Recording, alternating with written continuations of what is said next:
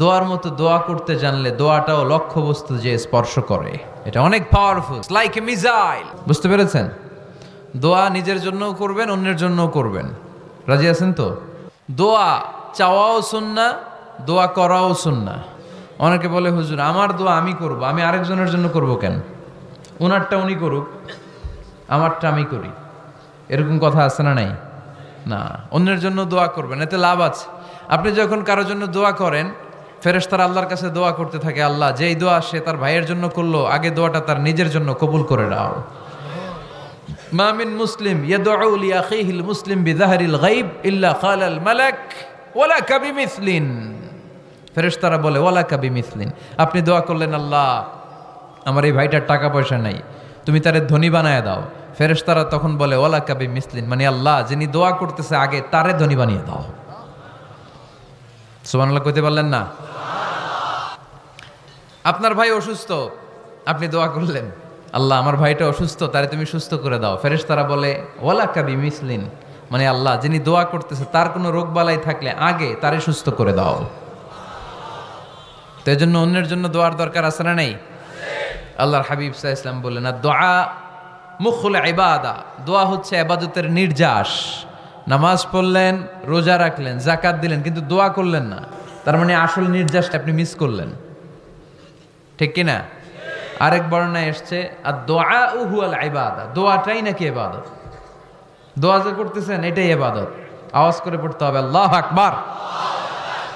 এজন্য প্রতিটা সালাতে যখন আমরা নামাজে দাঁড়াই, যখন মুসল্লায় দাঁড়াই, আমরা যখন সূরাতুল ফাতিহা পড়ি, এর মধ্যে আল্লাহ একটা দোয়া শিখিয়েছেন, পড়েন ইহদিনাস সিরাতাল মুস্তাকিম। ইহদিনাস সিরাতাল মুস্তাকিম, ও আল্লাহ show us the right path, show us the correct path. আল্লাহ আমাদেরকে সহজ সরল সোজা পথ দেখান। আল্লাহর হাবিব সাল্লাল্লাহু আলাইহি ওয়াসাল্লাম একবার খেজুর গাছের ডাল দিয়ে মরুভূমিতে একটা টান মারলেন, সোজা একটা টান, আর ডানে বায়ে অনেকগুলো দাগ কাটলেন। আল্লাহর হাবিব বললেন, ডানের ছোট ছোট রাস্তাগুলো শয়তানের রাস্তা, ওরা হাতছানি দেয়, আসো নাচের অনুষ্ঠানে আসো, গানের অনুষ্ঠানে আসো, মদের আড্ডাখানায় আসো, জুয়া খেলাতে আসো, ওইদিকে যাওয়া যাবে না। মুমিনের রাস্তাটা সোজা, এটা সিরাতুল মুস্তাকিম।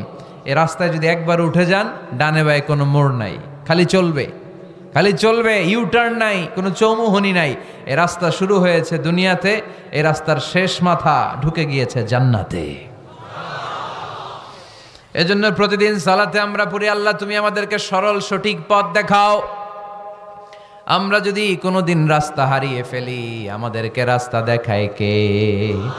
আমি যদি কোনোদিন পথ ভুলে যাই, হাতে ছানি দিয়ে কাছে নিও, মমতার বন্ধনে আমায় বেঁধে সব ভুল ক্ষমা করে দিও।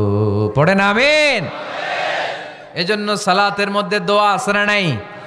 প্রতিদিন আমরা দোয়া করি, দোয়াটা পড়ি, কিন্তু অর্থ বুঝি না। এর চাইতে দামি দোয়া হতে পারে ইহদিনাস সিরাতাল মুস্তাকিম, আল্লাহ সিরাতুল মুস্তাকিমের পথ দেখাও, সোজা পথ। তো এই জন্য দোয়ার গুরুত্বের কোনো শেষ নাই, এটা অনেক গুরুত্বপূর্ণ। ইটস অ্যান আর্ট, দোয়াটা একটা শিল্প। দোয়াটা কি? একটা শিল্প। এটাকে রপ্ত করতে জানতে হয়, এটাকে আত্মস্থ করতে জানতে হয়। সব কাজের মধ্যে first class, second class, third class আছে না নাই?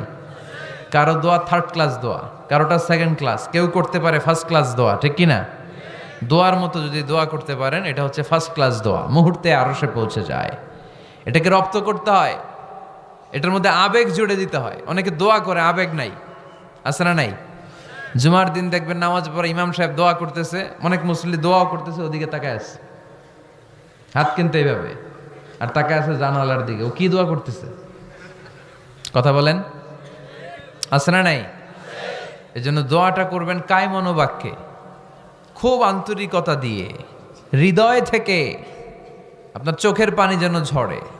চোখের পানি যদি কোনো দোয়ার মধ্যে পড়ে, আপনি বুঝে যাবেন এই দোয়া আল্লাহর কাছে কবুল। চোখের পানি এত দাম। 2 ফোঁটা পানি আল্লাহর কাছে সবচাইতে প্রিয়। এক হচ্ছে জেহাদের ময়দানে শহীদের শরীর বেয়ে ঝরে পড়া রক্তের পানির ফোঁটা, দ্বিতীয়টা হলো অনুতপ্ত বান্দার চোখের পানির ফোঁটা। নিজের ভুলগুলো বুঝতে পেরে কেউ যখন কান্না করে আল্লাহর কাছে কাঁদে, তার চোখের পানি চোখ বেয়ে নাকের ডগা বেয়ে মাটিতে পড়ার আগেই ওই ক্রন্দনরত বান্দার জীবনের সব গুণ আল্লাহ মাফ করে দেয়। এজন্য কান্নার কোনো বিকল্প নাই, কাঁদতে হবে, কাঁদলেই ক্ষমা পাওয়া যাবে। তাহলে দোয়া হচ্ছে একটা আর্ট, আমরা বুঝলাম। মানুষের তাকদীরের কোনো চেঞ্জ হয় না। আর তাকদীরু লা ইয়ারুদ, তাকদীরের কোনো চেঞ্জ হয়? মহাবিশ্ব সৃষ্টির 50,000 বছর আগে আমাদের তকদীর লিখে রেখেছে কে? এই তাকদীরের কোনো চেঞ্জ নাই। এজন্য আমরা বলি খাইরিহি ওয়াল কদর খাইরিহি ওয়া শাররিহি মিনাল্লাহি তাআলা। এই তাকদীরের ভালো হোক চাই মন্দ হোক সব লিখে রেখেছে কে? এটার কোনো চেঞ্জ নাই, এটার কোনো সাধারণত রদবদল নাই, এটার কোনো পরিবর্তন নাই। আত-তাকদীরু লা ইয়ারুদ্দু ইল্লা বিদ-দুআ। আল্লাহর হাবিব বললেন মানুষের তাকদীরের কোনো পরিবর্তন হয় না, চেঞ্জ হয় না। তবে তাকদীরের কিছু অংশ যদি কখনো চেঞ্জ হয়ে যায়, দোয়ার বদৌলতে আল্লাহ এটাকে চেঞ্জ করে দেয়। কি পাওয়ার দেখছেন? তকদীরও চেঞ্জ করে ফেলে দোয়া, তাকদীর চেঞ্জ হয়ে যায়। আমরা প্রায় শুনি মুমূর্ষু রোগী, ক্যান্সারে আক্রান্ত, বাংলাদেশের সবচেয়ে বড় ডাক্তার ঘোষণা দিছে বাঁচবে না, বেশি বাঁচলে 3 মাস। কয় মাস? এরপরেও দেখা গেছে উনি 10 বছর বেঁচে ছিল। এরকম নজির এদেশে আছে না নাই? কিভাবে বাঁচলো? দোয়ার বদৌলতে। কিসের বদৌলতে? তো এটা যে অনেক গুরুত্বপূর্ণ, এটা কি আপনারা ফিল করেন, টের পান আপনারা?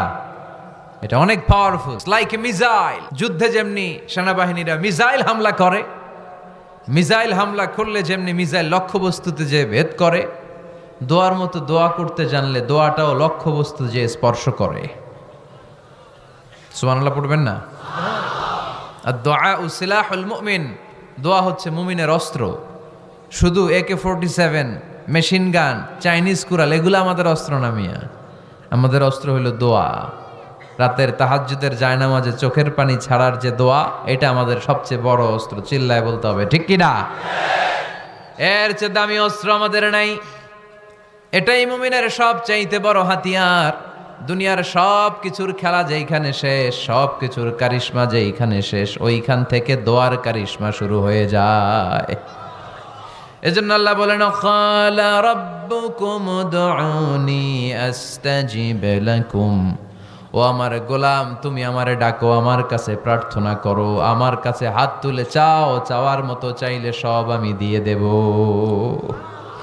আবার আল্লাহ বললেন ওয়া ইযা সাআলাকা ইবাদি আন্নী ফাইন্নী করিব উজিবু দাওয়াতাদ দাঈ ইযা দাআন ফালিয়াস্তাজিবু লি ওয়ালিউমিনু বি লাআল্লাহুম ইয়ারশুদুন। ও নবী, আমার বান্দারা যখন বলে আমি কোথায়, আপনি বলে দেন আমি একেবারে কাছে। আল্লাহ কি কাছে না দূরে? সবাই বলেন কাছে না দূরে? ইযা সাআলাকা ইবাদি আন্নী ফাইন্নী করিব উজিবু দাওয়াতাদ দাঈ ইযা দাআন। ডাকতে দেরি, আমি ডাকে সাড়া দিতে দেরি হয় না। আপনি জীবনে যত দোয়া করবেন সব কবুল করে কে? কারণ আল্লাহর দরবারে না নাই, আছে শুধু হ্যাঁ। আল্লাহর দরবারে কি নাই? কি আছে? তাড়িয়ে দিতে তিনি জানেন না, ফিরিয়ে দিতে তিনি জানেন না। আমরা মাঝে মাঝে ফিরিয়ে দেই না, বাধ্য হই অনেক সময় ফিরিয়ে দিতে। আল্লাহ তাআলা ফিরিয়ে দেন না, কোনো ফরিয়াদির ফরিয়াদকে তিনি ফিরিয়ে দেন না, তিনি সব সময় অ্যাকসেপ্ট করেন। চাইলেই লাভ, চাইলেই আল্লাহ কবুল করে। অনেকে বলে হুজুর এটা কি বললেন, কত কিছু চাইলাম দিল না তো আল্লাহ। এরকম অভিযোগ আছে না নাই? অনেকে বলে হুজুর আমি অনেক চাইলাম, আল্লাহ আমার একটা ছেলে দিও, একের পর এক মেয়েই হয়ে যাচ্ছে। আছে না নাই? অনেকে বলে হুজুর 4টা ছেলে, আল্লাহর কাছে দোয়া করতেছে একটা মেয়ে দাও, আল্লাহ দেয় না। কাবা ঘর ধরে দোয়া করে আসলাম হুজুর, আল্লাহ শুনলো না আমার কথা। এরকম বলে? ইউসুফের খিলে এরকম কেউ বলে? আছে, অনেকের আফসোস। তো আমি বললাম যাই দোয়া করলেন আল্লাহ কবুল করে নেয়, কিন্তু অনেকে বলে কই আমি তো করলাম পাইলাম না। আল্লাহর দেয়ার পদ্ধতি আছে, 3টা পদ্ধতিতে তিনি আমাদের দোয়া কবুল করেন। কয় পদ্ধতি? সবাই জোরে বলতে হবে, কয়টা? পদ্ধতি নাম্বার 1, আপনি যখন আল্লাহর কাছে কিছু চান আল্লাহ বলেন দিব, ইয়েস দিব। তিনি বলেন দিব, তোমার দোয়া কবুল, আমি দিব। বলেই তিনি দিয়ে দেন, আপনি পেয়ে খুশি হয়ে যান। আলহামদুলিল্লাহ পড়েন। দিব বলে দিয়ে দেয় সাথে সাথে, আপনি খুশি। পদ্ধতি নাম্বার 2, আপনি আল্লাহর কাছে কিছু চাইলেন, তখন আল্লাহ বলে দিব। আল্লাহ কি বলে? তিনি দিব না বলতে জানেন না, তিনি সবসময় কি বলে? দিব। পদ্ধতি নাম্বার 2, আপনি চাইলেন, আল্লাহ বলে দিব, তবে এখন দিব না, পরে দিব। কখন দিলে আমার জন্য বেশি ভালো, এটা আমার চেয়েও ভালো জানে কে? যখন দিলে আমার জন্য ভালো, আল্লাহ তখন দেয়। সুবহানাল্লাহ পড়েন। পদ্ধতি নাম্বার 3, আমরা চাইলাম, তখন আল্লাহ বলে দিব দিব দিব, না বলেন না চিনি, দিব, তবে এখনো দিব না, পরেও দিব না, এটা তোমার জন্য কিয়ামতের ময়দানে আমি রেখে দিব। যেদিন বিপদে পড়ে যাবা, যেদিন আকাশের সূর্যটা মাথার কাছে নেমে আসবে, সূর্যের প্রচন্ড প্রখর তাপে তোমার মাথার মগজগুলো গলে গলে ভাতের মাড়ের মতো কান দিয়ে আর নাক দিয়ে টপ টপ করে পড়বে। তৃষ্ণায় ক্ষুধায় পেরেশানিতে জিহ্বাটা বের হয়ে কুকুরের মতো নাভি স্থল পর্যন্ত ঝুলতে থাকবে। পীর সাহেব মুরিদরে চিনবে না, মুরিদ পীর সাহেবরে চিনবে না, দলের নেতা কর্মী চিনবে না, দলের কর্মী নেতা চিনবে না, মা তার মেয়েকে চিনবে না, বাবা তার ছেলেকে চিনবে না, বন্ধু তার বন্ধুকে চিনবে না। ওই কঠিন দিন আমি তোমার এই দোয়ার বদৌলতে বাঁচায় দেব। আল্লাহু আকবার। এজন্য আল্লাহ বলেন, আমার কাছে চাও, চাওয়ার মতো চাইলে আমি সব দিয়ে দিতে পারি। কেউ ফিরে না খালি হাতে, কেউ ফিরে না খালি হাতে, আল্লাহরে তোর দরবারেতে। সবাই পড়েন, কেউ ফিরে না। এই কথাটা 100% ঠিক না? 3টা সিস্টেমে কেউ খালি হাতে ফিরছে? প্রথমে সাথে সাথে দিলেন, এরপরে দেরি করে দিলেন, তারপরেরটা তিনি রেখে দিলেন। সুবহানাল্লাহ বলেন। এজন্য এখন থেকে বেশি বেশি কি করব? কি করবেন? কার কাছে চাইবেন? কবুল করবে উনি? বিশ্বাস হয়? সন্দেহ লাগে? লাগে লাগে? কবুল করবে কে?